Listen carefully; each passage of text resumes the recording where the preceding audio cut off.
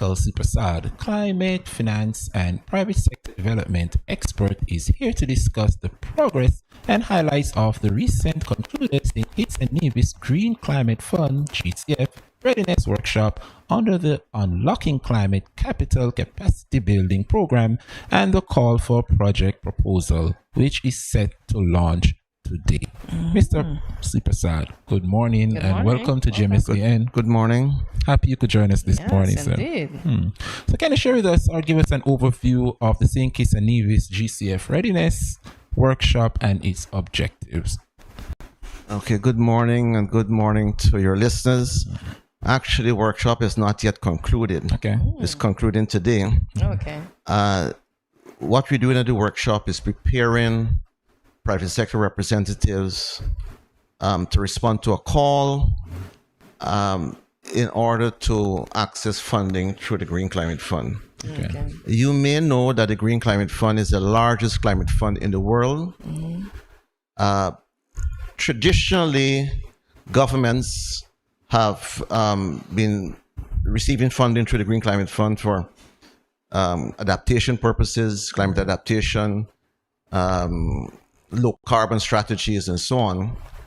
The private sector has been largely left out. The Green Climate Fund, for several reasons, and one of the objectives, reasons why we're here is to find out why those barriers. Okay. That's actually a discussion starting this morning. Okay. And so it's how can we get use the private sector to get them more involved in funding climate change matters. And that's why we're here, really. Okay. Well, I am a bit inquisitive, so I want to know what exactly is the Green Climate Fund? The Green Climate Fund, based in South Korea, is the largest climate fund in the world. And it makes funding available primarily to developing countries to help them to pursue low carbon pathways Okay. and to build climate resilience or resilience to climate impacts. You know about the greenhouse gas emissions, and you know that that is primarily caused by carbon in the atmosphere utilizing fossil fuels. So Yes. the first thing we talk about climate change mitigation is to mitigate that by moving away, transitioning from traditional fossil fuels to renewable energy, solar, wind, wave, geothermal, etc. So that's the first element. The second element is resilience. As a result of the climate change, what we have rising sea levels, we have more ferocious hurricanes and storms, we have sometimes flooding, sometimes drought, we have destruction of the ecosystem. So it's building resilience to that impact. So it's two things: mitigating the effects, low carbon emissions, and adapting to the events, adverse events caused by climate change. Okay. Wow.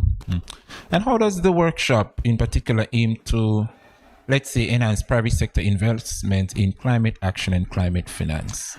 Okay, as I indicated, the private sector has been largely left out, not only stkitts, Nevis, but in most of the Caribbean countries. And we want to get them involved. Now, the Green Climate Fund has a private sector facility. And the private sector facility is really geared to unlock private sector financing. So it offers, if you qualify and your project is viable, it offers concessionary loans. It offers grants. If the project is large enough and profitable enough, they can take equity in the business. And very importantly for us is they provide de-risking capital. Meaning, if you have projects, particularly micro, small, and medium enterprise level, good viable projects, but the promoters of those projects do not have the collateral requirements. Through this facility, they can guarantee, have a guarantee fund with a commercial bank or development bank, so that that project can be financed. Okay. So that's what the facility provides. So what we're doing is to make the private sector ready to access that funding. We're doing, in this workshop in particular, we did in the first 2 days, we introduced them to the Green Climate Fund, the modalities, all the requirements, Very technical, but that it is what it is. Yeah. The Green Climate Fund is a technical thing. The terminology is paradigm shift, etc. We can't avoid it. Right. So we're introducing the private sector representatives we have to the Green Climate Fund, the modalities and all the ins and outs of the Green Climate Fund. We also introduce them to the concept of green business model innovation. Okay. Meaning, if you want to access funding from the Green Climate Fund, you have to change your business as usual. You cannot continue using fossil fuels, for example, and expect to get funding through the Green Climate Fund. So the green business model innovation training that we've done with them is ready to move them from what they do now, the conventional business model, into a green business model, promoting green growth and sustainability. Yes. And those are the two things we've done. Today, what we'll do, we look at the barriers. Why isn't the private sector more involved in climate matters? And what are some of the opportunities? And then we introduce a call this afternoon. Okay. Are you at leisure to give us 2 businesses, private sector businesses, that will be involved in the workshop sessions today? These examples of private sector businesses? Yes. We have businesses from, at the workshop today, this week, we have businesses from basically 4 sectors present here. We have the services sector, we have architectural services. Okay. For example, we have consulting services represented. Tourism, Okay. right? Tourism. So we're trying to introduce them to the concept of smart tourism, Okay. right? Smart tourism product. Agriculture, agro-processing, and agribusiness. Relatively big in a small island like St. Kitts, And the third one, we have good representation from the financial sector. Okay. Credit union is there, commercial banks, development bank is there. So those are the 4 main sectors that are present at the workshop today. Okay. Yeah. So I want to know, let's use credit union per se. What is credit union doing that barred them from the fund, and what is it they need to do to ensure that they can get? Yeah. So the question is, what do they need to do? Yes. Right? So what we're saying they need to do is, when a member comes to you for a loan to buy a fridge, you encourage them to buy a fridge that uses renewable energy or is energy efficient. Okay. So what the credit union wants, if they want to access money through this facility, they'll have to go green. They'll have to have a fund which says, we're going to use this fund solely to promote green growth and sustainability, whether of a business or an individual. So we're only lending for projects involving renewable energy or energy efficiency or resilience. If a business wants to a loan to protect their business from the ravages of a Category 4 hurricane, we will lend to that to build resilience to flooding. If a business would like to set up a recycling facility and go deep in the ocean to find all those plastic bottles that are there, because we cleaned it up, I understand yesterday, but we don't go down. Right? Good. So a credit union, for example, will have to not necessarily change what it's doing now, but could have a window which supports only green growth and sustainable enterprises and lending. Even in building houses. Even in building houses, because we have the architectural people there. So your design of your houses, we live in the tropics, yes. There's a lot of wind, but we still put on our air condition because the houses are not built in a way to allow the cool air, yes. I don't know if you notice here, I'm Guyanese, I live in Jamaica. It's very hot. It's very hot. Yes. So the heat. So again, building houses, designing houses, those are the kind of things in housing development, or what we call the built environment, that this facility could help you with. Okay. Yes. All right. And Mr. Seepersuad, you mentioned that the workshop it concludes today.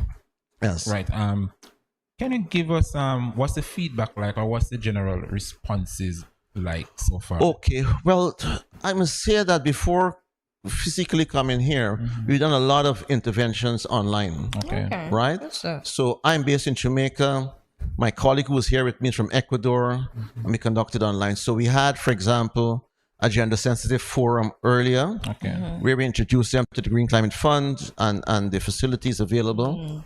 I said before, it could be very technical, but that is what it is. Yes. And then we had 3 webinars covering the green business model.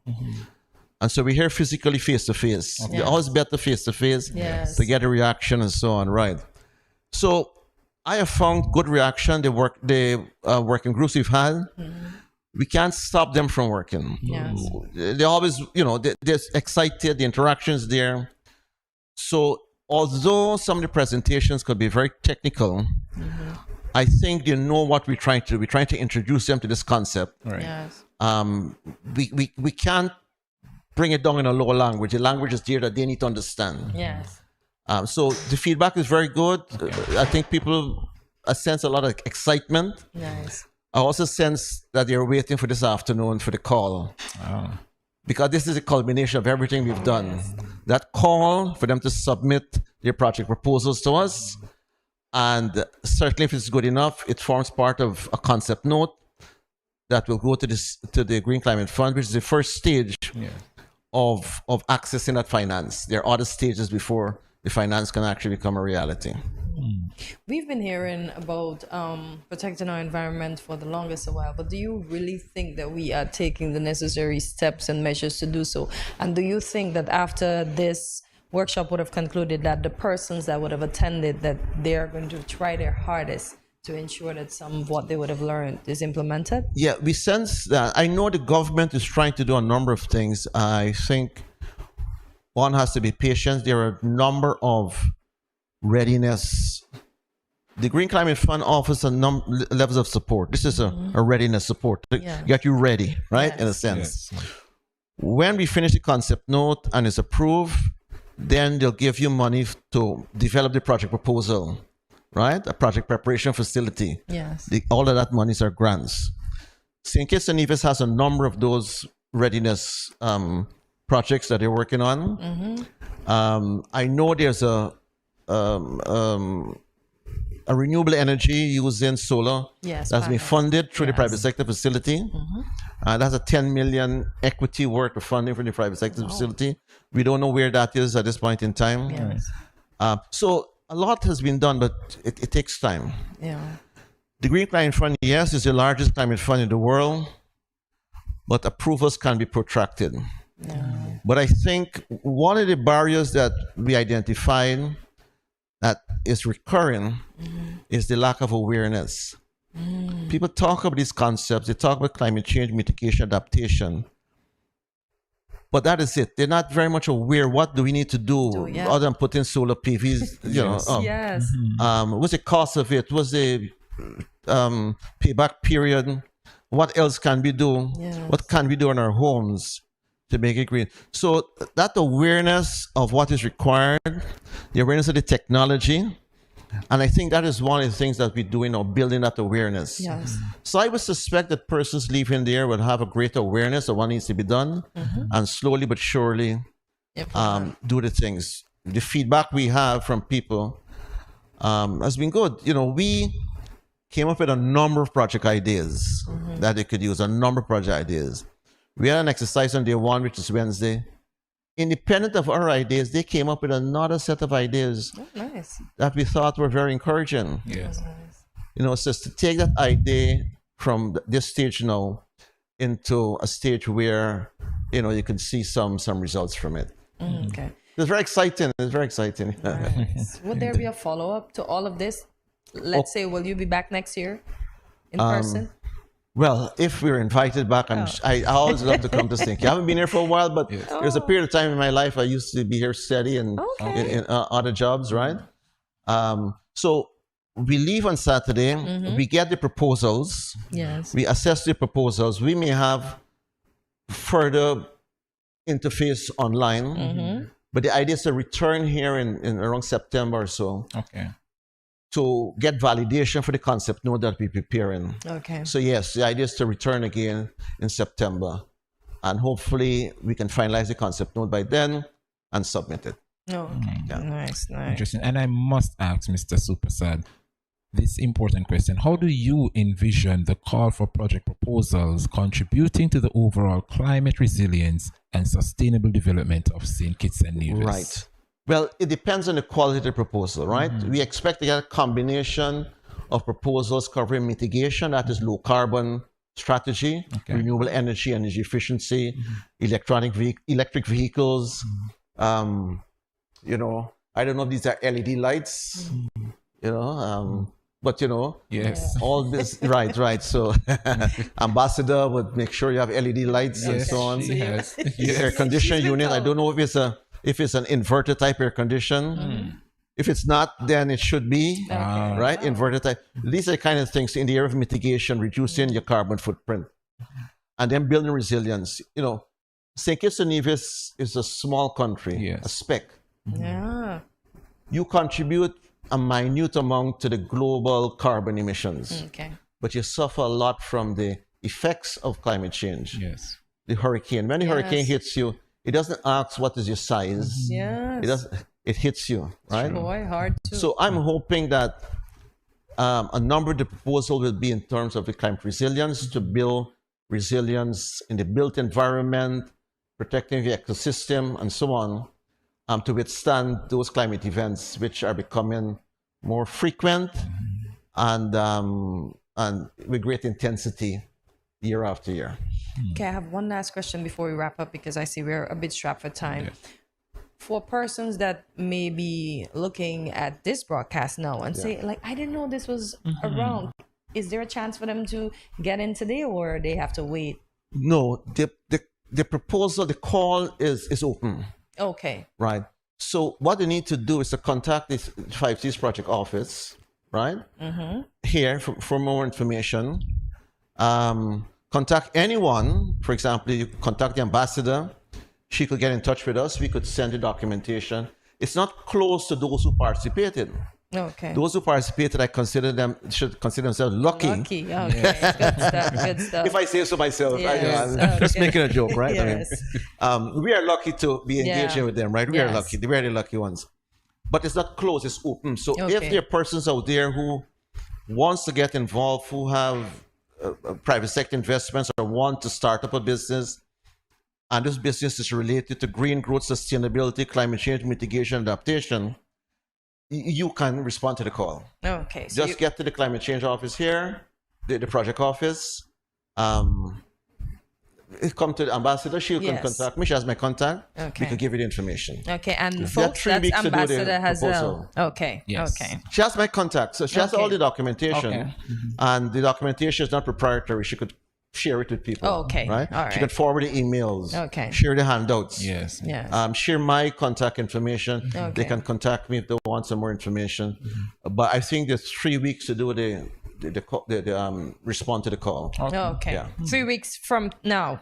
From the launch today, yes. From the launch. Okay. So 3 weeks from today, folks, for those of you who didn't get a chance to make Still the have some workshop, time. you still have some time. Still have some time, yes. Yeah.